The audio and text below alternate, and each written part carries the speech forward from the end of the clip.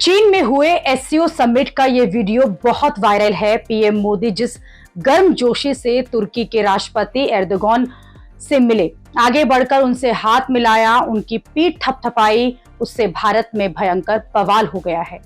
क्योंकि तुर्की वो देश है जो पाकिस्तान का पक्का दोस्त है, जिसने ऑपरेशन सिंदूर में भारत के खिलाफ पाकिस्तान की मदद की थी।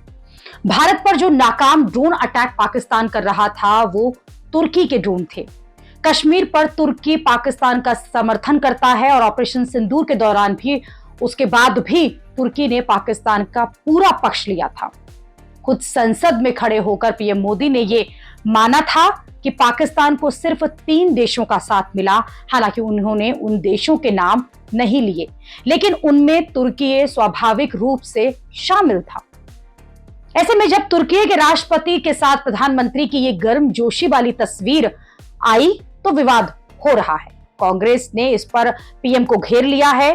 कांग्रेस प्रवक्ता सुप्रिया श्रीनेत ने कहा है कि तुर्की के राष्ट्रपति बेलारूस के राष्ट्रपति से मिल रहे थे और पीएम मोदी जो है टकटकी लगाए देख रहे थे। जैसे ही तुर्की के राष्ट्रपति फ्री हुए, मोदी लपक कर उनसे हाथ मिलाने पहुंच गए।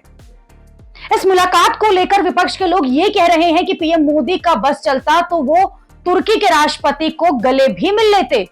तुर्की के राष्ट्रपति से यूं गर्मजोशी से मिलने पर सवाल उठ रहे हैं कि आखिर ऐसा करने की जरूरत ही क्या थी। लोग कह रहे हैं कि चीन से दोस्ती की मजबूरी जो है वो तो फिर भी समझी जा सकती है, लेकिन तुर्की कौन सा तोप है। कांग्रेस नेता मनीष तिवारी ने कहा है कि हाथ बढ़ाने की आदत साहब की कहीं भी छूटती ही नहीं। अब तुर्की के राष्ट्रपति से हाथ मिलाने की इतनी भी क्या जल्दी थी कि खुद ही आगे बढ़कर लपक लिए।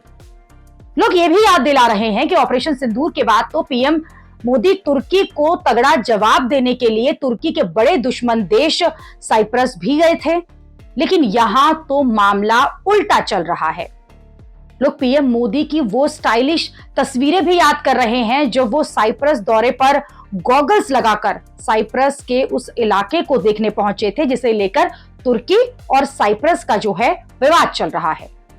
तब पीएम मोदी की गॉगल्स लगाए हुए तस्वीरें बहुत वायरल हुई थी। तब ये कहा गया था कि कूटनीति की क्लास में पीएम मोदी से ली जानी चाहिए। उन्होंने साइप्रस पहुंचकर तुर्की को हिला दिया, लेकिन अब कुछ महीने के बाद ही तुर्की के राष्ट्रपति से हाथ भी मिला रहे हैं। लोग ये भी याद दिला रहे हैं कि कैसे ऑपरेशन सिंदूर के बाद देश में तुर्की के बॉयकॉट की मुहिम चली थी। भारत के लोग अपना विरोध जताने के लिए तुर्की के टूर तक कैंसिल कर रहे थे। तुर्की से जो सामान मंगवाया जाता है उसके ऑर्डर्स जो हैं वो कैंसिल हो रहे थे। 2 दिन पहले आम आदमी पार्टी ने भी यही आरोप लगाया था कि जिस तुर्की ने पाकिस्तान का साथ दिया था, उस तुर्की की कंपनी पर बैन लगाने के बाद मोदी सरकार ने यू टर्न ले लिया।